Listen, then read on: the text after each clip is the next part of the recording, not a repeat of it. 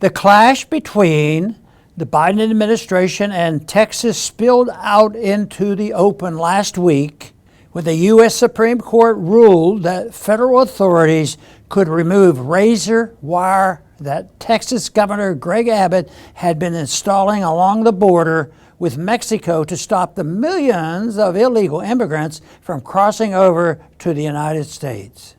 This time, Abbott did not back down. Instead, he issued a statement declaring that an invasion under Article 1, Section 10, Clause 3 of the U.S. Constitution is underway and invoking Texas's constitutional authority to defend and protect itself.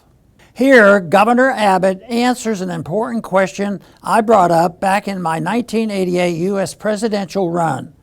At what point do open borders and mass illegal immigration into the United States become an invasion, which would grant governors the authority and obligation to take action?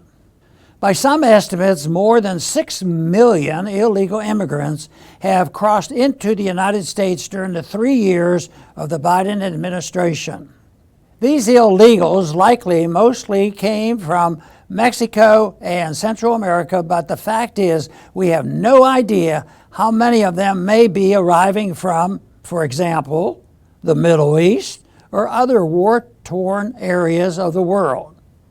Last month, even the New York Times wrote of the disaster on the U.S. border that thousands of migrants are arriving at the border every day, trekking from the furthest reaches of the globe, from Africa to Asia to South America, driven by relentless violence, desperation, and poverty. With the world awash in U.S. weapons, it's not hard to imagine the danger of the situation.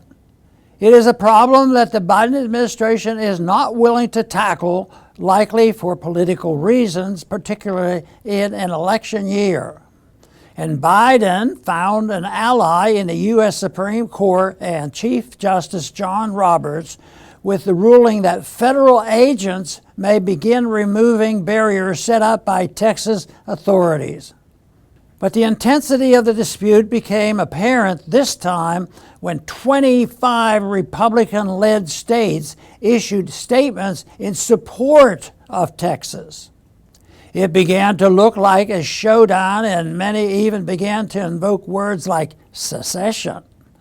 However, if the Biden administration intends to use the Supreme Court ruling to take action against the Texas border barrier, there are more immediate ways of defending the border. Representative Thomas Massie took to Twitter last week to recount a meeting he and a group of U.S. House members had with the late Justice Antonin Scalia. At the breakfast, Massie wrote, Justice Scalia told the group to quit complaining about the Supreme Court rulings and start defunding rulings they oppose.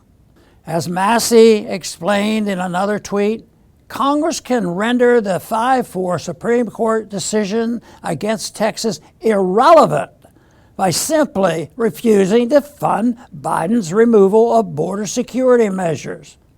Nullification through the power of the purse is an important tool given to Congress in the U.S. Constitution, and it could be easily exercised in this case.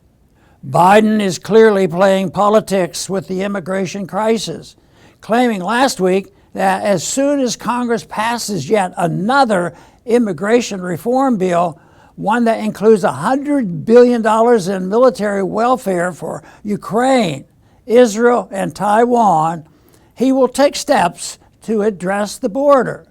Congress should reject this blackmail, and U.S. states should continue to take measures, including nullification of the Supreme Court ruling, to protect against invasion.